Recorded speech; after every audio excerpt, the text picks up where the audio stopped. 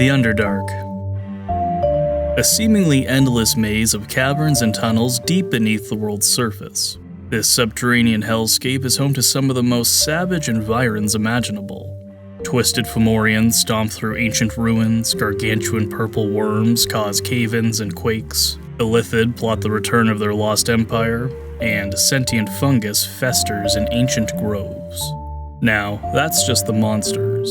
The people can be much worse. Some are driven mad by the unending darkness, others turn to a brutal and violent pragmatism, and a lucky few garrison isolated fortresses, understandably wary of outsiders.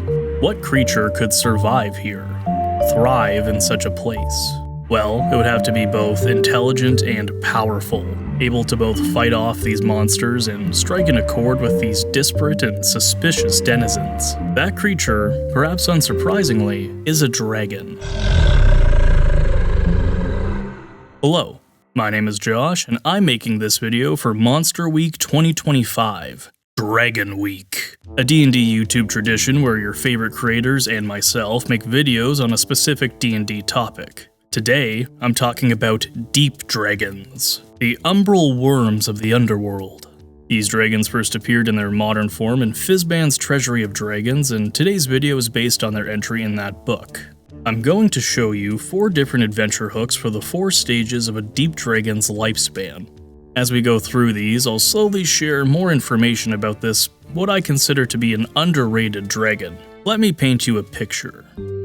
The Deep Dragon, a pale-eyed shadow lurking in the depths. Its charcoal-colored hide is streamlined and smooth, broken up by ridges of thick fungal growth. Fungus absolutely covers its gargantuan body from its natatory tail to its serpentine neck. Rather than the crocodilian snout of its chromatic cousins, the Deep Dragon's head sports a serrated beak, which opens to reveal a purple maw that can spew clouds of nightmarish spores. Nasty stuff. A peculiar feature of the Deep Dragons is the dark purple wings affixed to their forelimbs. Despite this unusual wing composition, they are still true dragons, legendary creatures with stats and abilities appropriate for that designation. I'm a big fan of its design in general. It looks like something you'd fight in a Monster Hunter game. Deep dragons are typically neutral evil creatures regarded with suspicion. Because of their negative reputation, deep dragons often choose to disguise themselves using their innate abilities. And we will keep that in mind for Adventure Hook 1, The Mysterious Merchant. Age: Wormling. The Underdark is a barren and hostile landscape. Resources are scarce, so the establishment of trade routes becomes necessary. Our first adventure hook takes place at the nexus of 2 trade routes. This is a place where a lot of people are traveling in and out of. The Web is a trading post guarded by a clan of Drider. Those who pay a small toll are able to do business here, relatively safe and secure. As the party peruses the food stalls and merchandise, this rare opportunity to shop is interrupted. Oi oi, baby dragon for sale. Get yourself a fierce familiar. They see a Duergar merchant surrounded by empty crates and cages. He holds a whip in one hand, in the other a pseudo-dragon's chain. For those who don't know, pseudo-dragons are among the most sought-after pets in D&D, and a magnet for players. Who doesn't want their own pet dragon? And assuming the adventurers have money, the merchant will flag them down. He explains that this poor creature's owner perished along with most of his inventory on the journey here. A pack of skeletons came out of nowhere and ambushed them. If only someone could give her a good home. Hint hint, wink wink. Once the party buys the pseudo-dragon, because, trust me, they will either adore her or promptly forget about her, and there's typically nowhere in between. Either works because, as I'm sure you already suspect, this is a deep dragon wormling in disguise. Even if they don't buy her, she will still turn up at their camp, because a wonderful quirk with deep dragons is that while they are regarded with suspicion, they love being around people, mostly to learn their secrets.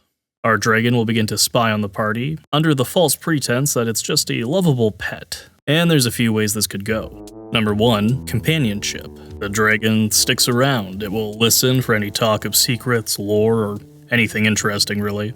Who knows what the party will talk about in front of their favorite pet? I mean, the things you say in front of your cat or dog you wouldn't want anyone else to hear. Number 2, theft. If the party has no valuable information, she will steal from them and run. and this could be any books, magic items, or plot devices that they happen to have. If she gets caught, she will just surrender what was stolen and only fight as a last resort. And 3, they like, comment, and subscribe to my channel to see more D&D content. Oh, sorry, I got my notes mixed up here. The dragon robs them and gets away. Outraged, the party maybe wakes up and returns to confront the merchant, only to see them in a wagon speeding away from an angry mob. The dragon is perched on their shoulder, admiring something it stole from the party, grins and waves. This could lead to a chase sequence or a very cathartic combat many sessions later. The encounter showcases the elusive nature of deep dragons. It also shows they are willing to work with others and will do evil things to meet their goals. Please note, I am technically cheating here, using the optional rules to give the Wyrmling its shapeshifting powers early. I think this is a fun way to help them stand out. Make deep dragons weird, that's my advice. Adventure Hook 2, The Dragon's Toll. Age, young. Our second plot hook is another social encounter, but one of a more direct confrontation. Fun fact, deep dragons are quite mobile.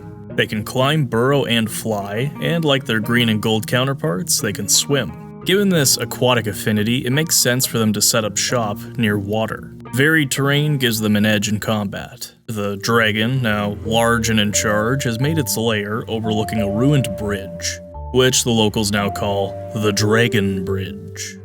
Anyone passing through this area will get a solemn warning. Never cross the Dragon Bridge empty-handed. That dragon will have its due, believe you me. Upon seeing the bridge, the party realizes crossing here is perilous. The structure is a crumbled ruin, guarded by the dragon's kobold servants. The poisonous waters don't allow safe crossing anywhere but here. And the dragon knows this. It has grown rich off extorting would-be travelers. Now, the encounter begins with the kobolds striking a large gong. The party hears a roar from above. They see the dragon emerge from its cavern, leap out, and circle overhead like a vulture to carrion. After a few passes and a dusting of spores, the dragon lands. After a few moments comes the interrogation. Where are you going? What is it you seek down here in the darkness? What have you to offer for passage? This is a great opportunity to characterize the dragon, to make it imposing, inquisitive, perceptive. It wants information and has the force of presence to seize it. As always, this could go a number of ways. Number 1, combat. The offering is found to be lackluster or non-existent, and combat ensues. The party faces quite a challenge here. It may be a bridge too far. Number 2, payment. The offer is accepted. The dragon collects its toll of magic items, gold, or secrets, and the kobolds guide the party across. The dragon will have the party followed, but no violence ensues. Or number 3, attempted passage. If your players are like my players, they might try to sneak across the bridge without paying or brute force their way across. If your dragon is like my dragon, it will immediately catch them and the punishment will be severe. Unlike our last encounter, this one showcases the personality of the deep dragon. Suspicious, dangerous, exploitative, and it likes things done on its own terms. For our next encounter, I want to highlight their ability to adapt and to make allies against a common foe. Adventure Hook 3, The Underheist. Age, adult. The party have gotten themselves thrown in prison. How? I don't know, I can't do everything for you. Suddenly, a rumbling and the back wall of their cell collapses. Stepping through, a drow holding a lantern. Time to talk later, we need to move. Once they reach safety, the drow reveals that her name is Yara, and she's discovered an ancient temple deep in the Underdark. Yara claims that she knows the secret to accessing the treasure vault at the heart of the temple. She just needs a few bodyguards to help her reach it. And now, the party owes her a huge favor. Also, treasure. What they don't know is that the temple isn't abandoned. It's actually the home of this drow, or to state the obvious, the lair of this dragon. At least it was, before a colony of mind flayers moved in. Fun fact, deep dragons loathe the Lithid. Turns out even when you have legendary and psychic resistance, they just suck. They're one of the few things that could make a dragon reach out for help. As the party approaches the temple, signs of an illithid incursion begin to emerge. Empty craniums, slain Githyanki, and intellect devourers. It'll be up to you how the dragon will behave on this journey.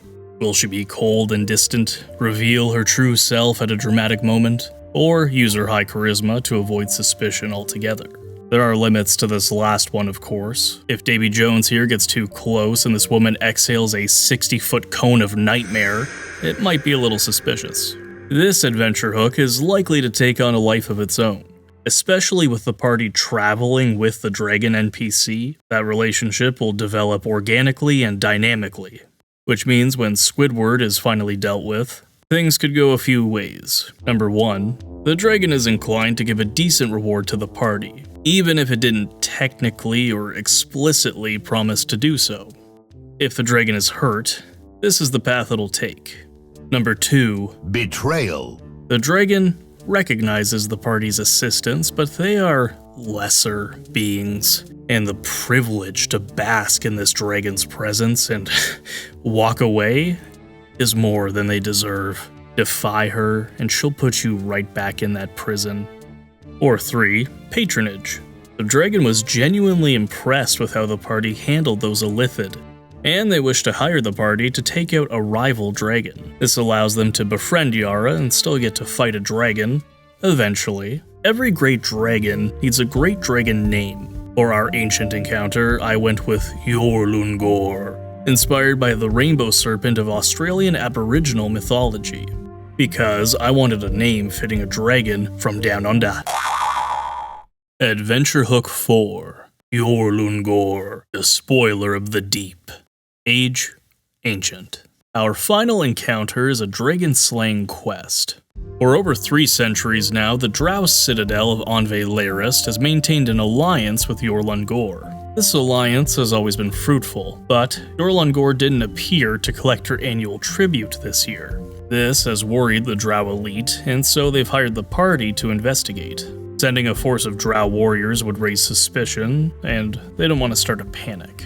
And so the party have their quest. Investigate why the dragon hasn't appeared. If she plans on breaking the pact, end her. The party begins their hike through the fungal forest on their way to the dragon's lair. As they reach the 1-mile mark, a group of Drow, Fomorian giants, and a bullet suddenly burst from the shadows and attack as one. These creatures are behaving strangely. For one, their alliance makes no sense. 2, they appear to be driven mad with anger and hunger. 3, fungal spores cover them from head to toe. When one drow is cut down, its limp body spasms and rises again, headless. After that initial combat, the party realizes what they're up against. Every creature that has died in the dragon's domain has been brought back as part of a bizarre fungal hive mind. Yorlungore has been afflicted with a powerful demonic curse, transforming her into the unwitting herald of Zugtmoy, the Lady of Rot. The dragon feels compelled to spread her fungal plague to all living things. First, she will infect or inoculate all within her domain, and then begin spreading her influence outward. This is not only a world-ending threat, but a golden opportunity as a DM. Why? Well, because a hive mind means you can throw any combination of creatures at a party. Throw a purple worm, roper, cloaker, behir, a young deep dragon, a flail snail, whatever you want. You could also lean into that abyssal influence for this adventure and include fungal reskins of your favorite demons. Once the party reaches the lair, they will face Yorlungore, who refuses to leave until all threats to her within her domain have been infected. She spread herself thin, dispatching her servants out to accomplish this task, leaving her vulnerable. Time to fight. Apart from her lair actions, which involve difficult terrain, slowing down the party, or poison, the dragon is left to her own devices. In her arsenal, she has a multi-attack, breath weapon, and 3 legendary actions. These will recharge each round, and it can use them to cause friendly fire, more poison, or a melee attack. Let's talk arena design. I would give the dragon that varied terrain I was talking about. Different types of elevation, water, fungal blooms. Remember that level Cortana from Halo 3? That. That aside, the party will face Yorlungore in mortal combat and quickly see her attempting to resist the curse. You can portray this through dialogue or pantomime. My will is not my own. The Lady of Rot is in my head. Pulls my strings, you must cut them. Understanding the dragon's plight, the players can then choose to slay her or save her using high-level healing magic or remove curse. And this is all you need, really, to run an ancient deep dragon encounter. We have an overarching plot, varied enemies, a rotten lair, and a weird-looking dragon. What more could you want? Well, I don't know when to quit, so here's 5 ways to make a deep dragon encounter more challenging. 1. Rotten terrain. Every floor, wall, and ceiling of this place is covered in a thick, sticky fungus. All of the terrain is difficult terrain, which the dragon ignores. 2. Fungal armor. At the start of each of its turns, the dragon gains 25 temporary hit points, similar to a Circle of Spores druid. 3. Subscribe to the... Could you imagine if I did that twice? 3. Call the Horde. The dragon recalls her minions to aid her in combat. Prepare a few batches of weak enemies that can show up at the start of each round. These are meant to be a distraction, not an actual threat, so if you're using tougher monsters, just reduce their hit points down to just about nothing. Consider them to be husks of what they once were. I picture a few of them bursting from Yorlungore's back like she's birthing fungal versions of her minions. 4. Spellcasting. The book already recommends these, but I would add to the lineup. Blight for some damage, Stinking Cloud for control. Summon Fiend, both on point thematically and to help out with the action economy. 5. Demonic Resurrection. If the party slays the dragon, it comes back as a fungal zombie. Or if the party removes the curse, the fungus surrounding the dragon detaches and forms a gross fungal facsimile of the dragon. Now, the party can fight alongside the dragon to defeat its doppelganger. This is a pretty climactic finale. And that brings us to the end of our encounter. To recap, the Underdark is an unforgiving place. Even the dragons that live down here have to rely on trickery, exploitation, and adaptability just to survive. My hope is for you to try out Deep Dragons in your next D&D adventure. Use this video as inspiration, a jumping off point, or just steal my ideas. It's my gift to you. Happy Dragon Week. Thank you so much for watching. I hope you learned something, were entertained, or ideally both. Looking for more inspiration? Well, YouTube will conjure a video on the left here, and on the right is a playlist with more monster videos like this one. I hope you enjoy.